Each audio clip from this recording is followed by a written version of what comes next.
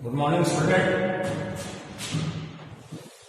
अच्छा 11 ये subject geography. हमारा जो टॉपिक चल रहा है वो भारत की स्थिति एवं विस्तार पे चल रहा है। पिछले टॉपिक में हमने भारत की स्थिति ज्ञात की थी, इसका विस्तार भी ज्ञात कर लिया था। थोड़ा सा एक चीज को इसमें और समझ लेते हैं इस क्वेश्चन को मानचित्र के माध्यम से।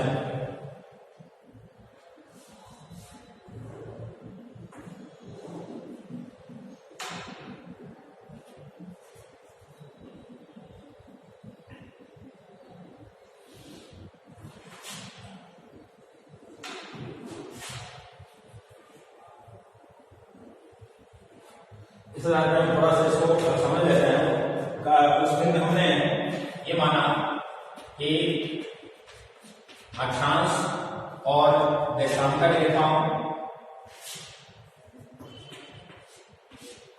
रेखाओं के बारे में जाना। भारत की जो स्थिति थी 8 डिग्री 4 मिनट से 37 डिग्री 6 मिनट उत्तरी अक्षांश और 68 डिग्री 7 मिनट से 97 डिग्री 25 मिनट पूर्वी देशांतर। इस तरह से अगर देखते हैं तो विश्व मानचित्र पर भारत की जो स्थिति आती है वो उत्तर पूर्वी आती है।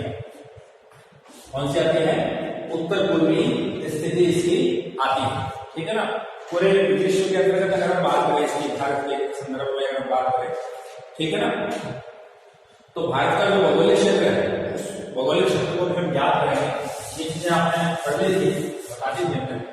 अब जो उसका भौगोलिक और इसका विस्तार में हमने बताया देखा कि उत्तर से दक्षिण और पूर्व से पश्चिम। उत्तर से दक्षिण जो है नॉर्थ, उत्तर से दक्षिण का जो विस्तार है हमारा, उत्तर से दक्षिण तक, तो वो जो विस्तार है वो टोटल कितना है? 3214 किलोमीटर। ठीक है ना। और उसी तरीके से अगर हम देखें पूर्व पश्चिम का, पूर्व और पश्चिम का देखें तो 2933 किलोमीटर। तो टोटल मिलाकर इसका लगभग जो क्षेत्रफल आता है वो 32.8 लाख वर्ग किलोमीटर क्षेत्र आता है, वर्ग किलोमीटर होता है। तो भारत जो है वो संपूर्ण विश्व का 32.8 लाख वर्ग किलोमीटर क्षेत्र में फैला हुआ है। और अगर संपूर्ण विश्व की प्रतिशत की बात करें, ठीक है ना, तो भारत जो है वो 2% है। 2.4% हिस्सा जो है पूरे विश्व के क्षेत्रफल का 2.4% हिस्सा किसका है? भारत का है। किसका है? भारत का है। ठीक है ना। तो क्षेत्रफल के दृष्टि से अगर बात करें तो इसकी स्थिति को ज्ञात करनी, उत्तर पश्चिम की स्थिति ज्ञात करनी। अब इसके विस्तार की बात करें तो उत्तर से दक्षिण का जो विस्तार है उसका 3914 किलोमीटर है और पूर्व से पश्चिम का जो विस्तार है उसका 2933 किलोमीटर है। कुल जो इसका विस्तार क्षेत्रफल है वो है 32.8 लाख वर्ग किलोमीटर क्षेत्र में ये फैला हुआ है। पूरे विश्व की दृष्टि से अगर बात करें तो पूरे विश्व का 2.4% क्षेत्रफल जो है वो भारत इसका प्रतिनिधित्व करता है। ठीक। अब बात करते हैं इसकी सीमाओं की। भारत की 2 प्रमुख सीमाएं, एक स्थलीय सीमा और एक जलीय सीमा। जलीय सीमा यानी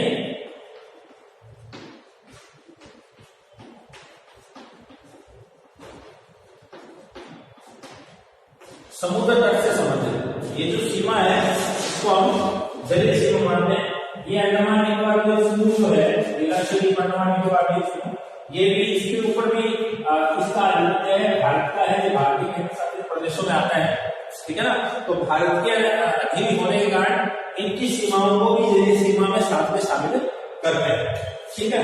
अब जलीय सीमा जो होती है उसे नॉटिकल मील में, एनएम में निर्धारित करते हैं। जैसे तो अपने सामान्य रूप में मील होती है जो धरातल की मील होती है, ठीक है ना। डार्जन मील में 1.6 किलोमीटर लगभग होते हैं उसमें, और इसमें जो होते हैं वो 1.8 किलोमीटर लगभग। इस मील में जो समुद्र की जो मील होती है मापने की उसमें, और भारत के अंतर्गत जो स्थलीय भाग में जो मील की दूरी नापते हैं उसमें, कहीं भी धरातलीय दूरी जब मील में नापी जाती है तो इसमें 1.6 किलोमीटर के लगभग दूरी होती है, लगभग होती है, 6 से थोड़ी ज्यादा होती है, 6.6 के हिसाब से। उसी प्रकार नॉटिकल मील जो है जो समुद्र के अंदर जो दूरी नापी जाती है मील में उसे नॉटिकल मील बोलते हैं, और इसकी जो लंबाई होती है एक नॉटिकल मील में जो किलोमीटर होते हैं वो होते हैं 1.8 किलोमीटर, लगभग 8 किलोमीटर। ये राउंड फिगर के हिसाब से मैंने आपको बताया। भारत या कोई भी देश होता है, विश्व जो कानून होते हैं उस कानून के हिसाब से प्रत्येक देश को 12 नॉटिकल मील की क्या दी गई है, छूट दी गई है। 12 नॉटिकल मील तक के जो संसाधन है उन संसाधनों का उपयोग ये भारत कर सकता है। अगर हम बात करें 12 नॉटिकल मील के हिसाब से बात करें तो भारत जो है वो इनका क्या कर सकता है, उपयोग कर सकता है। तो हमारी ये समुद्री सीमा, इसको हम समुद्री सीमा के नाम से जान सकते हैं। हमारा जो तट है वो सीधा और सपाट है, यानी भारत की जो जलीय सीमा है वो क्या है, सीधी एवं सपाट है। कहीं भी ऊपर खापर का ऐसा नहीं, बहुत सीधी और सरल है, तो सीधी और सपाट है। तो इसकी जो मुख्य भूमि है, मुख्य भूमि की जो जलीय सीमा है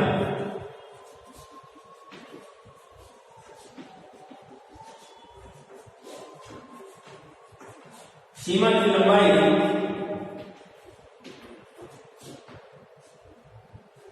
6100 किलोमीटर है। कितनी है, 6100 किलोमीटर।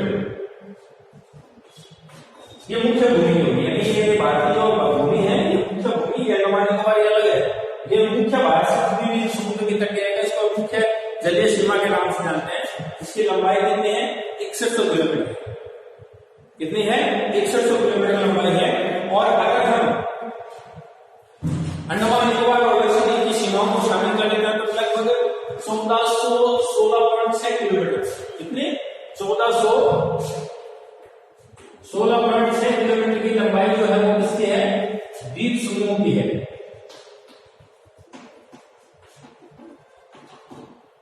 भारत के जो द्वीप समूह है उनकी जो लंबाई है वो कितनी है, 1416.6 किलोमीटर की लंबाई ज्ञात की गई है भारत के जो द्वीप समूह है। और भारत की मुख्य जो जलीय सीमा है वो कितनी है, 6100 किलोमीटर है।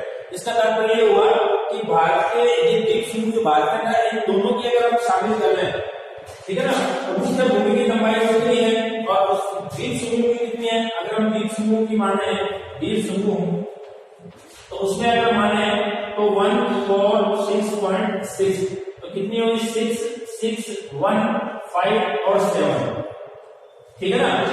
तो 7516.6 किलोमीटर लंबी जो है वो भारत की जलीय सीमा है। भारत की जो जलीय सीमा है उसकी लंबाई कितनी है, द्वीप समूह के सहित अगर हम करेंगे, द्वीप समूह को शामिल करके द्वीप समूह की जो लंबाई है उसको भी अगर हम तटीय स्वरूपों के रूप में ज्ञात करें तो भारत की कुल जलीय सीमा जो है वो 7516.6 किलोमीटर लंबी है। और अगर मुख्य भूमि की अगर हम बात करें तो 6100 किलोमीटर लंबाई जो है वो मुख्य भूमि की जलीय सीमा के अंतर्गत आती है। अगर हम बात करें स्थलीय सीमा की, तो स्थलीय सीमा जो है क्या बहुत ज्यादा ऊपर खापर है। ये जो है यहाँ तक जो है वो हमारी कौन सी सीमा है, स्थलीय सीमा है। तो लगभग 15200 किलोमीटर लंबी है।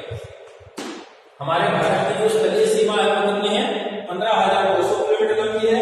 और जलीय सीमा की बात करें समुद्र तट से संबंधित जो है मुख्य सीमा जो है वो 180 किलोमीटर की, और द्वीप समूह को शामिल करें तो वो कितनी हो जाएगी, 7516 किलोमीटर।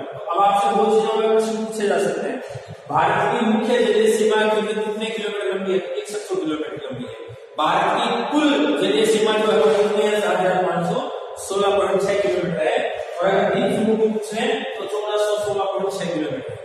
ये सारी दुनिया जो है वो कितने है, किलोमीटर में है। ये जो दुनिया मापी है हमने वो सारी किसमें मापी है, किलोमीटर में मापी गई है। इस चीज को आपको ध्यान रखना।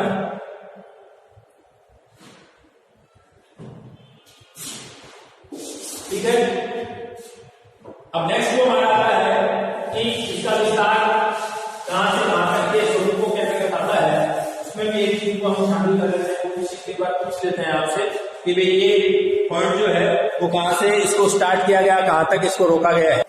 अब बात करते हैं हम भारत के विस्तार के बारे में।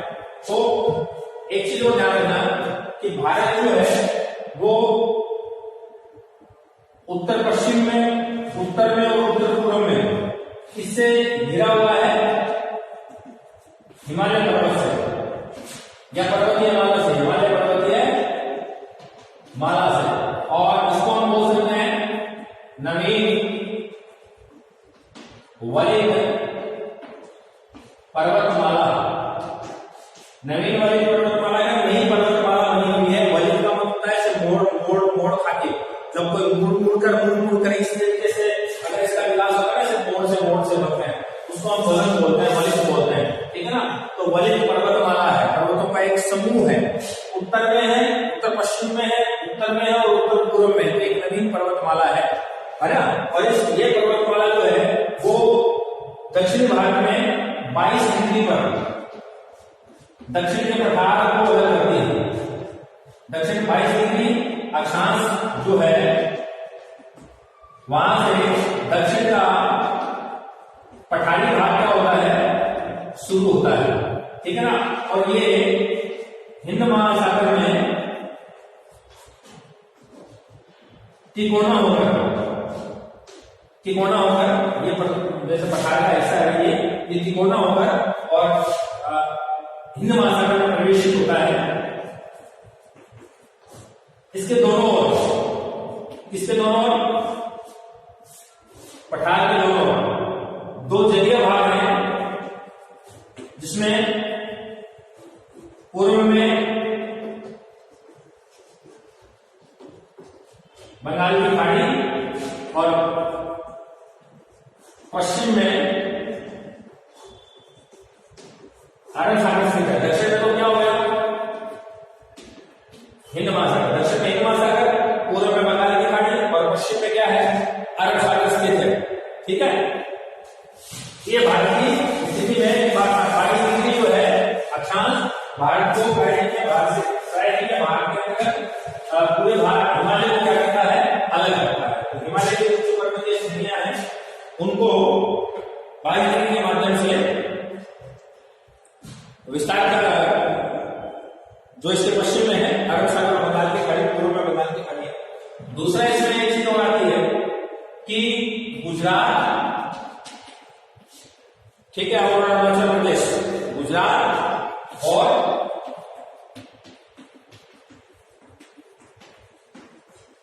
अरुणाचल प्रदेश, गुजरात और अरुणाचल प्रदेश के जो राज्य हैं इनमें समय का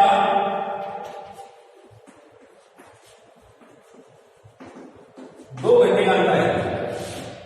इन दोनों राज्यों के सूर्योदय का समय जो होता है उसमें 2 घंटे का अंतर होता है। तो इस अंतर को कम करने के लिए, तो स्थानीय समय में 2 घंटे का अंतर है, इस समय को कम करने के लिए उत्तर प्रदेश के मिर्जापुर से एक देशांतर निकलता है 82.5 डिग्री। कितना? 82 डिग्री 30 मिनट का है देशांतर को यामागुतो भी बोलते हैं। क्या बोलते हैं? यामागुतो। तो ये देशांतर है। अब ये देशांतर पूर्वी देशांतर में, भारतीय हिस्से में देशांतर है, वो कैसे देशांतर है? पूर्वी देशांतर। ऐसा मान सकते हैं 82.5 डिग्री पूर्वी देशांतर को मानव देशांतर माना गया है। क्या माना गया है? मानव देशांतर। मानव का मतलब होता है इसको बहुत अच्छी तरीके से माप तोल के दोनों व्यवस्था में भारत को पूर्व और पश्चिम के आधार पर 2 भागों में बांटने के हिसाब से इसका एक निर्धारित किया गया, मानक दिया गया है इसको, ठीक है ना। इसको बोलते हैं मानक। भारत के समय को सही तरीके से निर्धारित करने के लिए, क्योंकि 2 घंटे का अंतर आता है, लगभग 30 डिग्री का अंतर है भारत के पूर्व और पश्चिम, उत्तर और दक्षिण में। अगर हम देखें तो 30 डिग्री का, लगभग 30 डिग्री का क्या आता है अंतर। मिनटों में थोड़ा चेंज रहता है, लेकिन लगभग 30 डिग्री का अंतर आता है। 30 डिग्री के हिसाब से देखें तो लगभग समय का जो अंतर आता है वो 2 डिग्री का आता है, 2 घंटे का आता है, क्योंकि 1 डिग्री में 4 मिनट होते हैं।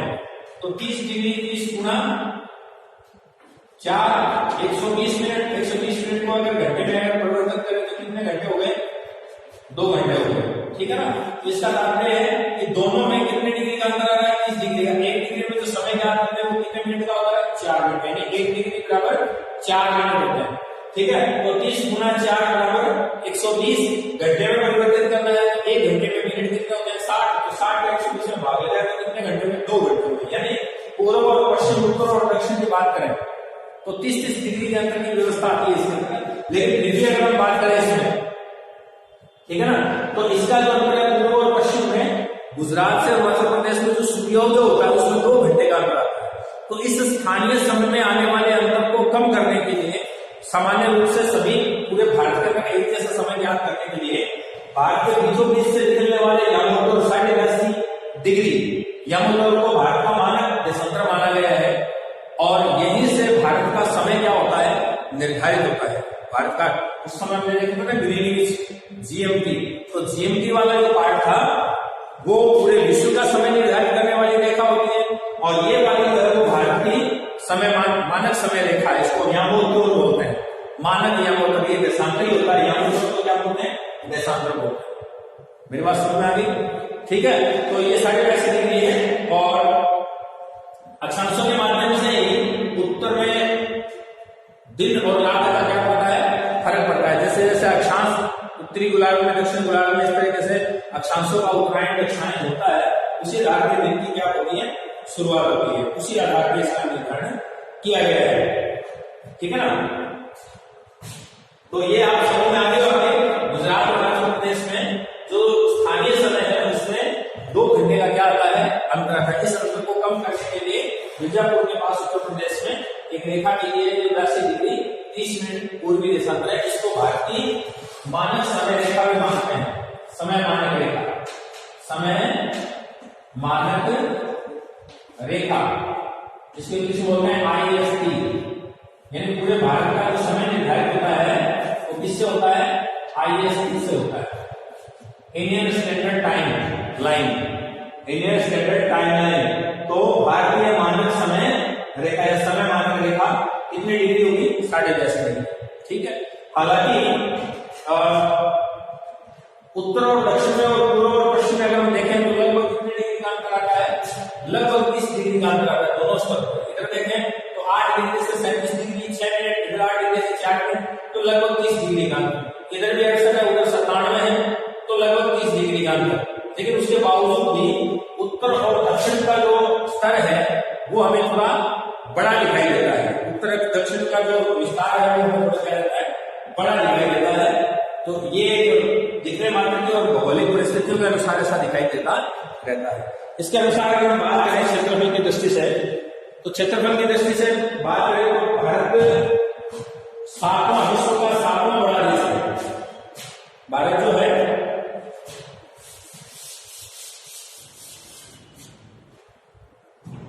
7वां बड़ा देश है। तो सबसे पहले जो आता है वो आता है रूस, फिर क्या आता है कनाडा, फिर क्या आता है USA, ठीक है ना। USA के बाद में चीन, फिर ब्राजील, फिर ऑस्ट्रेलिया,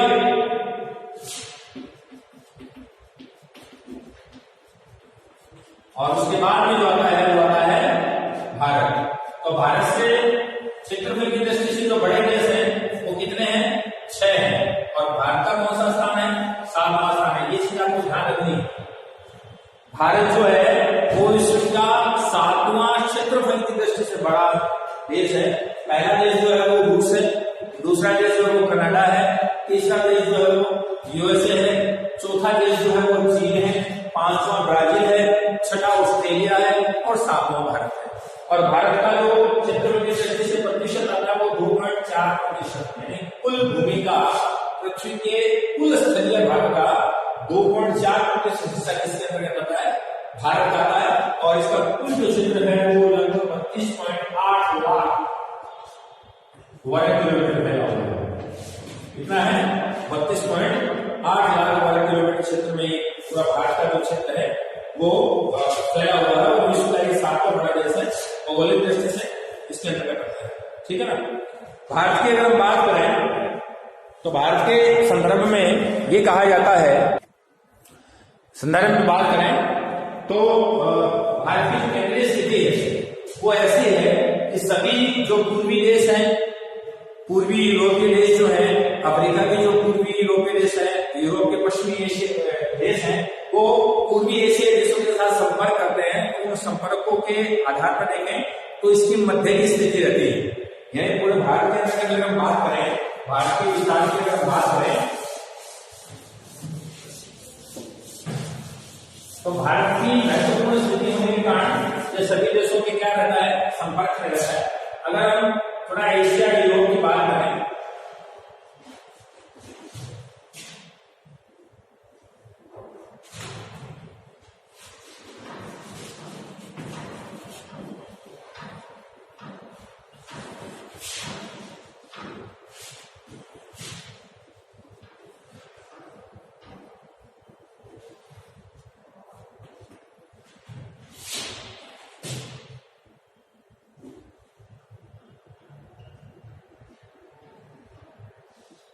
ये भारत के मैप के अनुसार हम देखें थोड़ा सा इसकी स्थिति को याद करने की कोशिश करें तो देखिए पश्चिमी यूरोप के जो देश हैं उनका अगर पूर्वी देशों के साथ जो संपर्क करना है तो वो भारत से होकर जाता है, अगर इस तरीके से देखें। इसके अलावा पूर्वी देशों का अगर संपर्क करना है अफ्रीका से तो अफ्रीका से भी इसका क्या हो रहा है, संबंध हो रहा है, ठीक है ना। तो ये पश्चिमी यूरोप के लोग अगर पूर्वी यूरोप से पूर्वी एशियाई देशों से संपर्क करते हैं तो भारत की केंद्रीय स्थिति है। अफ्रीका के लोग जो है वो एशियाई देशों से संपर्क करते हैं, पूर्वी एशिया के संपर्क करते हैं तो उनके साथ भारत की स्थिति है। भारत के दक्षिण पूर्वी एशिया में जापान है, उत्तरी कोरिया है, दक्षिणी कोरिया है, ठीक है ना, चाइना का हिस्सा है, इनसे अगर संपर्क करें या फिर जो पश्चिमी अमेरिका के हिस्से आते हैं उनसे अगर इनको संपर्क करना होता है तो ये जो देश है अफ्रीका के जो देश है, दक्षिण अफ्रीका के देश है, इनको अगर एशियाई देशों के साथ या भारत के दक्षिण एशियाई देशों के साथ या पूर्वी एशिया के दक्षिण पूर्वी एशियाई देशों के साथ अगर व्यापार करना हो या संपर्क करना हो तो भारत की केंद्रीय स्थिति है। तो भारत जो है वो जलवायु के द्वारा इन सभी से जुड़ा हुआ है। ये भारत की ऐसी स्थिति जो है वो प्रत्येक देश की नहीं देखी जा सकती, किसी महाद्वीप की जरूर देखी जा सकती है लेकिन किसी देश की नहीं देखी जा सकती। तो ऐसी स्थिति जो है वो बहुत कम देशों के अंदर विश्व में पाई जाती है। तो एक अलग केंद्रीय स्थिति होने के कारण भारत का जो स्थान है वो महत्वपूर्ण हो जाता है विश्व स्तर पर अगर हम बात करें। इसलिए भारत जो है वो देशीय देशों में और हिंद महासागर जो है, हिंद महासागर के प्रायद्वीपीय क्षेत्र जो हिंद महासागर के शीर्ष के ऊपर है और इसी के आधार पर, इस देश के आधार पर हिंदुस्तान के नाम पर ही इस महासागर का नाम भी हिंद महासागर रखा गया है। इससे अंदाजा लगा सकते हैं कि भारत की जो विश्व स्तर पर कितनी पहुंच है या कितना स्थान उच्च वो रखता है, ठीक है। तो ये भारत की क्या है, केंद्रीय स्थिति है। और इन्हीं मार्गों से प्राचीन समय में भारत के साथ अन्य देशों का क्या होता था, व्यापार होता था, जल मार्गों के द्वारा व्यापार होता था। और यहाँ पर दर्रे का मतलब पास होता है, पास आजकल बोलते हैं ना बाईपास, तो वो बाईपास का मतलब गुजरना, किसी क्षेत्र से गुजरना। तो पास का मतलब यहाँ गुजरने से है, दर्रे हैं तो विभिन्न दर्रों से भारत के अंदर बहुत से यात्री आए हैं, ठीक है ना। इसके अलावा जलीय मार्गों से भी भारत की स्थिति जो है वो ऐसी है कि सभी जो देश हैं वो एक दूसरे के क्या रहे हैं, संपर्क में रहे हैं। और प्राचीन समय से भारत के साथ क्या किया गया है, व्यापार किया गया है। पुराने समय की कहानियों में और उनमें बात करें तो उन स्थितियों से देखा जा सकता है कि चीन की मलबल है ना, वो रोम भेजी जाती थी, इन्हीं मार्गों से भारतीय नगरों से होते हुए वो ईरान पहुंचते थे, ठीक है ना। चीन की मलबल जो देखी जा सकती थी वो है, चीन का जो रेशम था उसमें इन चीजों की बात आ सकती है, मसाले हैं, कपड़े हैं, व्यापार, तो ये सारी चीजें जो होती थी। यूनानी जो लोग हैं वो भी भारत में आए, पुर्तगाली लोग भी भारत में आए। तो भारत की ऐसी स्थिति होने के कारण भारत जो है पश्चिमी यूरोपीय देशों का संपर्क पूर्वी एशियाई देशों के साथ करना होता है, तो उसके मार्ग में जो जलयान आते थे उसकी केंद्रीय स्थिति भारत होने के यहाँ रुकते थे और भारत के साथ भी वो व्यवहार करते थे। तो भारत के विकास में भारत की जो केंद्रीय स्थिति है ये बहुत महत्वपूर्ण मानी जाती है। इसके अलावा भारत के अब हम देखते हैं कि भारत के पड़ोसी देश, तो भारत के पड़ोसी देशों के लिए हम बोल सकते हैं भारत की अवस्थिति, ठीक है, तो इसको भी हम डायग्राम से समझ लें, अच्छी तरह से समझ में आएगा हमारे। बाहर जो है भारतीय परिस्थिति क्या है, तो देखिए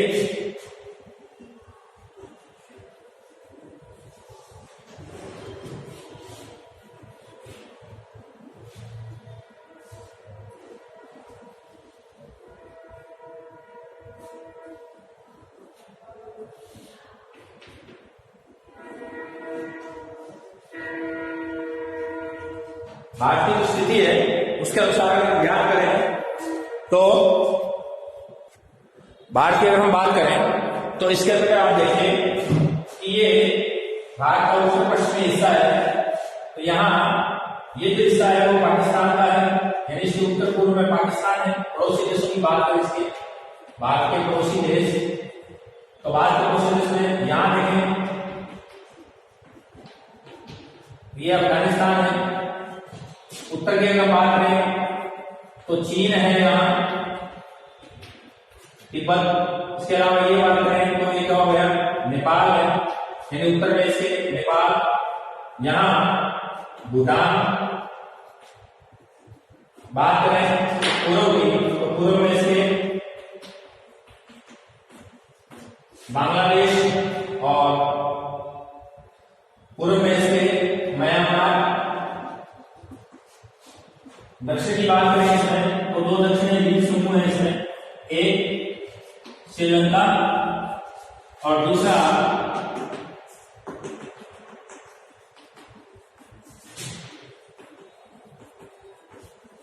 मालदीव। कौन सा, मालदीव। इसके दक्षिण पूर्व में इधर अंडमान निकोबार समूह या लक्षद्वीप, इसके पूर्व पश्चिम में अरब सागर है, पूर्व में इसके बंगाल की खाड़ी है, नीचे इसके हिंद महासागर है। तो ये भारत की क्या है, एक अवस्थिति मान सकते हैं इसको कि भारत के उत्तर पश्चिम में अफगानिस्तान पाकिस्तान है, उत्तर में इसके नेपाल भूटान चीन है, पूर्व में म्यांमार बांग्लादेश, इसको पूर्व में भी ले सकते हैं भूटान को, दक्षिण पूर्व में बंगाल की खाड़ी है, दक्षिण पश्चिम में अरब सागर है, दक्षिण पश्चिम में मालदीव है, दक्षिण में श्रीलंका है, द्वीप रूप में स्थापित है। तो ये भारत के क्या है, पड़ोसी राज्य है और इनके साथ भारत के बहुत अच्छे संबंध रहे हैं और इन संबंधों के आधार पर भारत की जो है वो स्थिति ज्ञात की जा सकती है। तो भारत जो है वो एक तरह से एकता अनेकता में एकता का देश माना जाता है और इसी आधार पर सभी देशों के साथ इनके अच्छे क्या रहे हैं, व्यवहार रहे हैं, अच्छा इनका क्या रहा है, क्षेत्र रहा है। इसी आधार पर भौगोलिक बहुत अच्छे संबंध इसके आ रहे हैं। तो ये कुछ भारत के संदर्भ में उनकी भौगोलिक व्यवस्थाएं थी। तो हमारा ये चैप्टर नंबर फर्स्ट जो है वो कंप्लीट हो चुका है। नेक्स्ट चैप्टर जो है वो आगे वीडियो में करेंगे। आज के टेस्ट के होमवर्क वगैरह आप पूरा करके रखें। Thank you.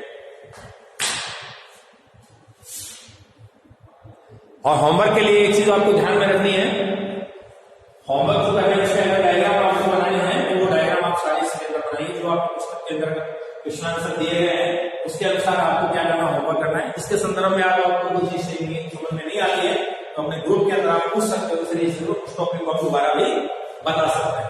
ठीक है, तो आज के लिए अपना जो टॉपिक रहेगा वो इतना ही है। भारत की स्थिति और आकार का जो संबंध है वो पूरा हो चुका है। नेक्स्ट जो हमारा टॉपिक होगा उसको हम नेक्स्ट क्लास में करेंगे। ठीक है।